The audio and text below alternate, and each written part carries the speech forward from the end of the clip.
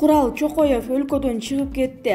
Эстрада ырчысы Курал Чокоевдин YouTube платформасында ачкан жаңы долбоору коомчулуктун катуу сынына кабылды.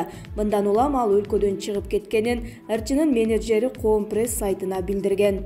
Маалыматка ылайык, ырчы Казакстандын Алматы шаарына чыгып кеткен. Эскерте кетсек, долбоордун аталышынан тартып, толук жүрүшү маданиятка туура келбеген, уят сөздөр менен коштолгондуктан коомчулуктун кыжырын келтирген. Аты айтууга ыңгайсыз программага Кыргыз Республикасынын маданиятына эмгек сиңирген артисте Кайрат Примбердиев менен маданияттын мыктысы Кайрат Кыргыз конок болгон. Активисттер аталган ырчылардын наамын алып салууну Маданият министрлигинен талап кылып, социалдык баракчаларда кайрылууларды жолдоп жатышат. Депутат Акаев жана анын жубайы үй-бүлөлүк зомбулук тууралуу маалыматты четке какты.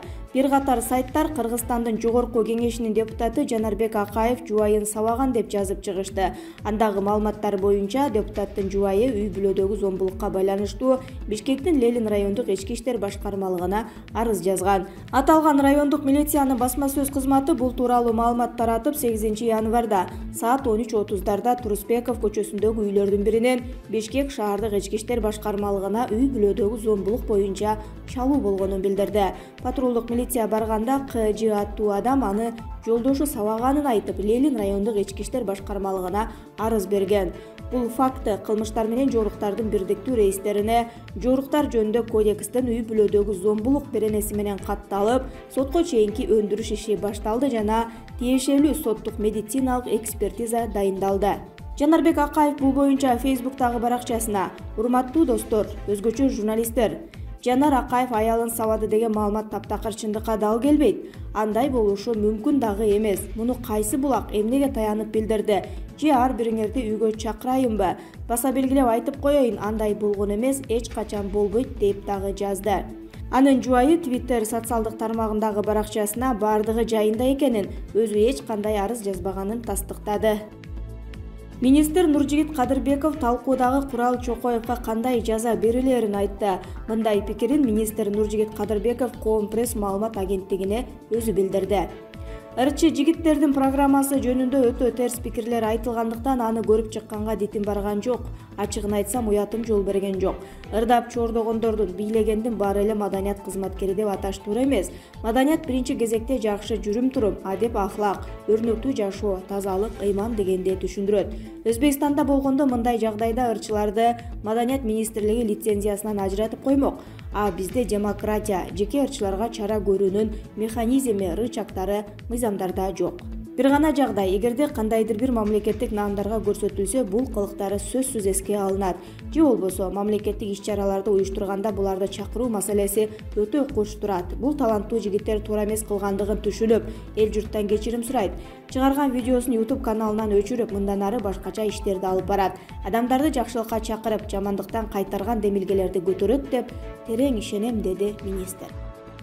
Шүкүрбек Эркебаев: Камчыбек Ташиев менен Садыр Жапаровдун атын сатып жан баккысы келгендердин тагдыры ушундай болот. Көзүңөрдү ачкыла, ичтен чыккан крысалар.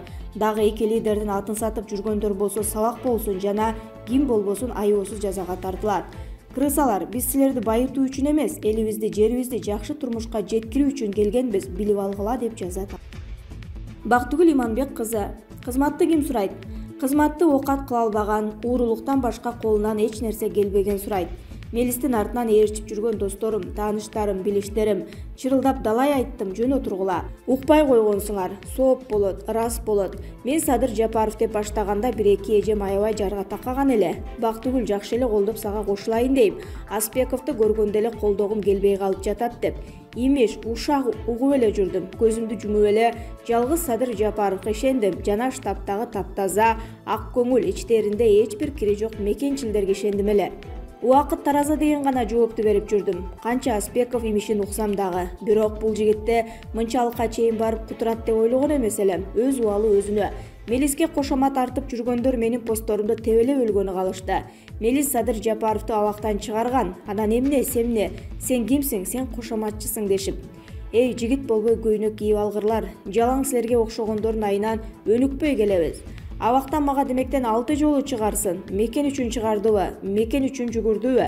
же Садыр Жапаровдун атын сатып жейм, ичем деп чыгардыбы? Ошол өзү үчүн жүгүргөн экен да демек. Мына канга сиңген аракет, аң сезимдин жеткен чеги. Жакшылыкты санабайт, док кылбайт, болбосо соуне. Элим, эртең шаарды дүрбөтүп Мелиске ким болушуп чыга турган болсо, ошонун баары Мелистен үмүт артып, кызмат сурап жүргөндөр деп белгиле. Аталар ошол тентектерди союл менен чокуга койгула, акыл кирсин. Апалар чыбык менен шыйракка чапкыла, намыстар ойгонсун. Кызматты ким сурайт?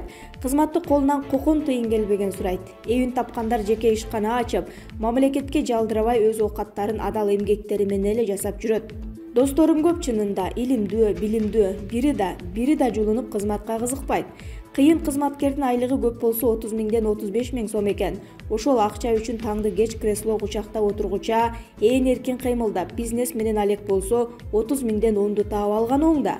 Кызматты ким сурайт? Кызматты азыр уурдайм, жейм деген сурайт. Кызматты ким сурайт? Колунан кокон тыйын келбеген сурайт. Ак эмгек менен элиме, жериме кызмат кылам дегендер бар, бирок алар өтө сейрек, өкүнүчтүү. Менин постторумду тебелеп Мелиске болуша турган болсоңор отметка кылам. Билсин эл канча деген шылуундар Мелиске кошомат кылып жүргөндүгүн. Мелис жөнүндө деле бир ооз ачпай койсом болмок, тааныбагандан соң. Бирок эжекелер жазып жатат, агайлар сурап жатат. Кай бири моокуму гана Садыр Жапаровду каралап жатат. Садыр Жапаровдун атын сатып жыргап жүргөн Мелис азыр суракта. Кызыгып билгиңер келсе менден сурап, Садыр Жапаровду жамандап жатып албай, ошол Мелиске барып сурап алгыла деп жазат Бактыгүл Иманбек кызы. Бизди камап же атып гана токтото алышат. Жеңиш Молдахматов жетим тоонун иштетилиши боюнча 8 январда вице-премьер-министр Максат Мамытканов менен өнөр жайы энергетика жана жер казынасын пайдалануу боюнча мамлекеттик комитеттин төрагасы Жыргалбек Сагынбаев басма сөз жайынан өткөрүп, жетим тоо боюнча өкмөттүн позициясын ачыкка чыгарышты. Жетим тоону иштетиш үчүн ачык акционердик коом түзүү боюнча Демилге ар кандай талкууга жем таштады. Алардын бир бөлүгүн акцияларга каалаган адамдын же компаниянын ээ болуу мүмкүнчүлүгү кооптондуруп жатат. Саясатчы Жеңиш Молдахматов мурдагыдай эле жетим тоонун үлүшү чет өлкөнүн жарандарына сатылып кетет деген ойдо. Максат Мамытканов жетим тоонун акциясына жалпы кыргыз эли ээ боло алат деп жатат. Карапайым жарандарыбыз эч качан акционер боло албайт. Бул бийлик ачык акционердик коом түзүү менен жетим тоонун үлүшүн акциялардын кумтөрдөгүдөй сырттагы инвесторго, анын ичинен Кытайга сатууну көздөп жатат.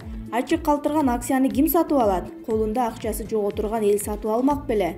Бүгүн Кытайдын изи табылып жаткан инвесторлор сатып алат. Бийликте тургандар Кытайга болгон карызды шылтоо кылып, жетим тоону сатып жибергени турат. Биз жетим тоонун иштетилишине акырына чейин каршы турабыз. Бизди камап же атып гана токтото алышат. Мен азыркы учурда бийликте тургандарды нарынга чакырам. Ушул сөздөрүн элдин алдында айтып көрсүн, деди ал. Жетим тоону иштетүүнү алгачкылардан болуп, азыр өкмөт башчылыктан убактылуу кетип президенттикке талапкер болуп жаткан Садыр Жапаров айтып чыккан. Ал кенди Кыргызстан толугу менен өзү иштете турганын билдирген болчу.